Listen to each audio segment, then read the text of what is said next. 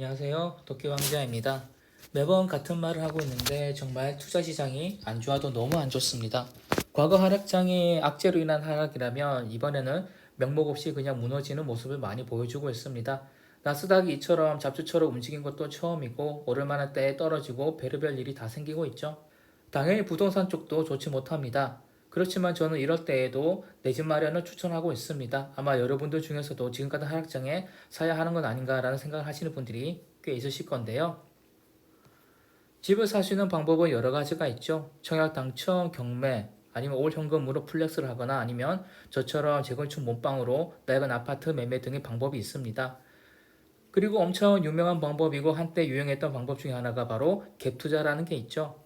갭 투자는 전세 끼고 집을 사는 건데 집값과 전세 보증금 사이의 차액이 갭인 거고 그 갭만큼만 돈을 내고 매수를 하는 걸 말하죠. 예를 들어서 2억짜리 집이 있고 그 2억짜리 집을 그냥 산다면 2억이 필요할 겁니다. 하지만 만약에 보증금이 1억 8천이라면 2천만 원만 있으면 되는 거죠. 그렇다면 2억으로 집 한 채 사는 게 아니라 이런 갭 투자를 하게 되면 10채를 살 수 있습니다. 그런데 이 집이 상승장이 1억씩만 올라주면 2억으로 10억을 버는 거죠. 이건 잠실 리센츠 캡처입니다. 집값과 보증금이 나오죠. 매매가와 전세가. 이 차익이 바로 갭인 거고요. 이 갭이 적은 것을 골라서 사는 게 갭 투자의 기본입니다. 뭐 좀 다른 얘기를 해보면 회사 동료 중에 리센츠에 전세를 사는 사람과 자가로 사는 사람이 있었습니다. 2012년만 해도 두 집의 자산 차이는 별로 없었지만 여러분도 아시다시피 몇 번의 폭등이 있었고 그 기간을 거치면서 지금은 몇십억의 차이가 생겼습니다. 전세로 살면 자산이 그대로지만 자가였던 사람은 자기 부모님 집까지 해서 40억이 넘는 차익을 남기게 되는 거죠. 회사원이 40대에 40억의 자산 차이가 나게 되면 메울 수가 없습니다. 그래서 저도 여러분들에게 실거주 한 채는 무조건 마련해야 한다는 얘기를 몇 번이나 하고 있는 겁니다. 당연히 갭 투자는 전세 보증금이 높을수록 유리합니다. 그만큼 내 돈이 적게 들어가니까 부담스럽지 않게 투자를 할 수 있는 거죠. 가끔 가다 보면 전세 수요가 너무 크다거나 해서 집값보다 전세 보증금이 더 높은 곳이 있습니다.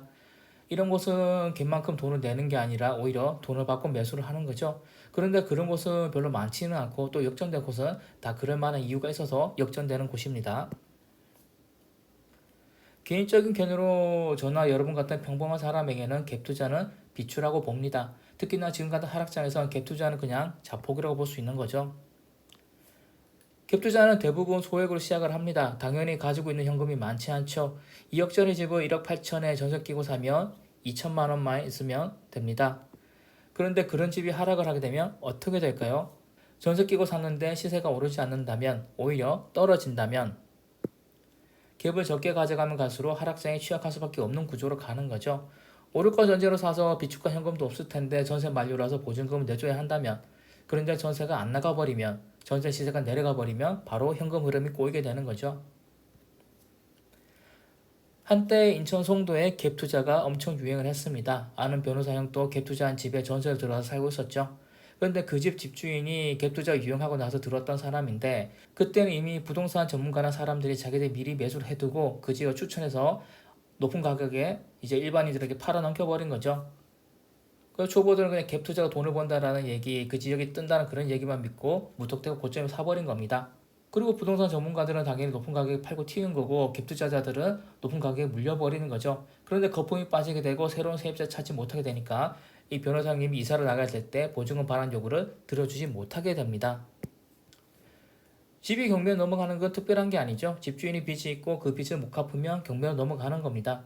그 집주인은 변호사 형에게 새로운 사람 구할 때까지 돈을 못 준다고 했고 이 형은 이미 이사갈 집을 구했기 때문에 당연히 갈등이 생기게 됩니다. 그런데 경매라고 해서 세입자가 언제나 승리하는 건 아닙니다. 그러니까 경매로 넘어가면 시세를 못 받는 경우도 많고 그러다 보면 갭이 지나치게 작은 집은 보증금보다 낙찰금이 낮아져서 세입자가 손실을 보기도 하죠. 그리고 경매라는 게 뭐 며칠만에 진행된 것도 아니고 몇 년을 끌기도 합니다. 그러니까 끝까지 싸우면요 당연히 세입자가 돈을 받긴 하겠지만 갭 투자 물건이 경매에 넘어가게 되면 이런 과정을 봤을 때 집주인이나 세입자 둘 다 모두 할 짓이 못한다는 거죠. 시중에 있는 책들을 보게 되면 갭 투자로 돈을 벌었다는 얘기를 많이 합니다. 당연하죠. 자기가 개발 예정지를 알고 낡은 집들을 보증금을 끼고 자기 자본을 적게 해서 갭 투자를 하고 대출을 받고 또 사고 또 사고 하는 식으로 몇십 채를 산 뒤에 시세가 오르면 당연히 순식간에 부자가 됩니다. 그런데 그런 잘한 거를 보고 실제로 한 교사 부부도 갭 투자에 뛰어듭니다.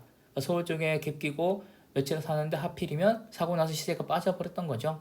2012년쯤에 고점을 찍었고 그 이후로 갭 투자를 해버리고 당연히 시세가 빠져버리니까 고생을 하게 됩니다. 시세가 빠지니 팔지를 못했고 그렇게 매달 대출 이자를 냈는데 무리한 투자를 인해서 현금은 당연히 쪼그라들게 되죠. 교사 부부였으니까 당연히 현금이 그렇게 많지는 않았을 겁니다.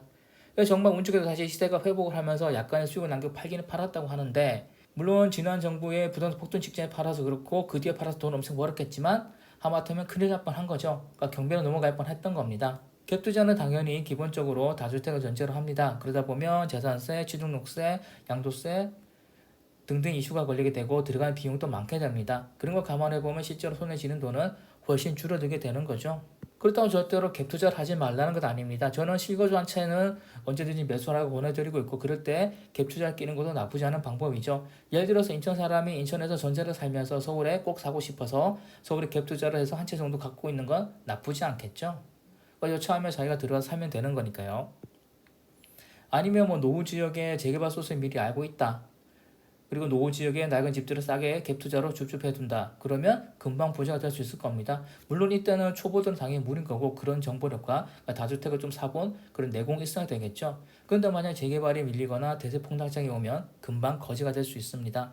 미디어에서 수십 채 집을 간 사람이 몇 달 만에 파산하는 얘기도 드물게 나오고 있는데 그만큼 갭 투자를 잘못하게 되면 타이밍이 안 맞게 되면 이제 꾼들도 파산하게 되는 거죠. 바꿔 얘기하면 우리 같은 평범한 사람들은 그만큼 더 위험할 수 있다는 겁니다.